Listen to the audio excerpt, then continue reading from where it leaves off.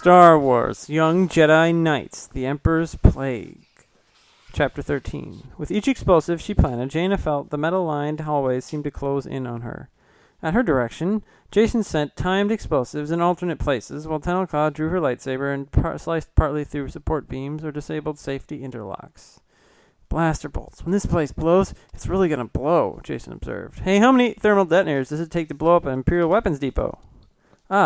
Aha, Tenelka said, responding to Jason's attempt at humor, as if the question were a serious one. The answer is obvious. Jaina finished setting the time delay on her detonator, moved down farther down the corridor, and began setting up the next one. Okay, then, she said, raising to the bait. How many detonators does it take? Still holding her lightsaber, Tenelka shrugged eloquently. All of them, of course. Jason chuckled. Yeah, I think you're right. Wait. Tenelka held up her hand for silence. She listened. Then she switched off her lightsaber so its hum would not mask any other noises. Jaina heard the sound and sprang to her feet. Company? Tenelka backed up a few steps down the corridor, towards Jaina and Jason, alert and looking in the direction from which the sound had come. Uh-oh, Jason said, rubbing the back of his neck. Something tells me that whoever our visitors are, they didn't arrive on the lightning rod or the rock dragon. Jaina bit her lower lip as she felt the same tingle of warning. The Diversity Alliance? This is a fact, Tenelka said. We must stay ahead of them in order to complete our mission. But before the three young Jedi could move, several figures rounded a corner at the hallway. A furry Walt Talls and a tentacle-faced Corrin were in the lead. They all recognized the Corrin, who they'd seen in Ryloth with Nola Tarcona. Loey had told them his name, Rullakuk, Jaina said. Before Nola Tarcona's henchmen took another step, the three ran in the opposite direction down the corridor. Behind them, the Corrin burbled a command and fired his blaster. The energy bolt spangled harmlessly off the metal wall and deflected into the ceiling, where it left a small smoking hole. Excellent, Tenelka said as they ran. What? Jason said. Another shot zinged past without touching him. They're trying to kill us.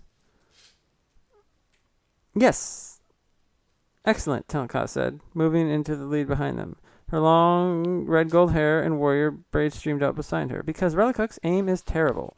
The third blaster bolt hit the floor several meters behind them, and Jaina realized that Tenelka was right. Jaina carried a concussion grenade under her one arm and a micro detonator in her hand.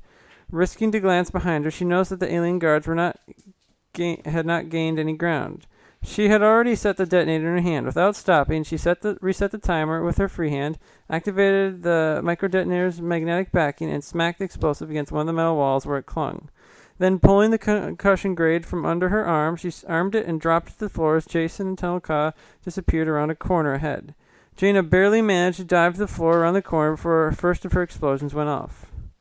Jason and Tenelka dragged Jaina back to her feet as the second blast shook the corridor. Those were only minor explosions, she panted. Won't hold them long. Hurry then, Tenelka urged, switching her lightsaber back on and taking their position in the rear as they pelted down the hallway. Sooner than might have hoped, Diversity Alliance guards reappeared behind them, pursuing with renewed vigor. Blaster bolts, this time from several weapons, pinged and singed around them. Tenelka, running backward now, used her lightsaber to deflect the shots that came close. This way, Jaina said. She turned down a branching corridor just as a blaster bolt hit close to the floor where Tenelka's feet, forcing her to jump. With a second blast zinged off the corridor wall behind her, Tenelka threw herself backward, brought up her lightsaber, and deflected the bolt, but not without a price.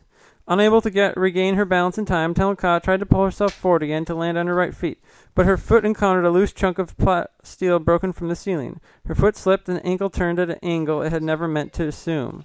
One of the guards saw her loss of balance and shot past the Corrin toward Tenelka. Knowing her wound, her leg would not hold her anyway, the warrior girl relaxed her body, allowed her to fall, so that the energy bolt sizzled harmlessly over her, a hand's breadth from the breastplate of the lizard hide armor. Tenelka tucked and rolled as she hit the floor, having the presence of mind to switch off her lightsaber as she tumbled a few meters to avoid more blaster fire. Even with only one arm, she displayed her prowess as a fighter.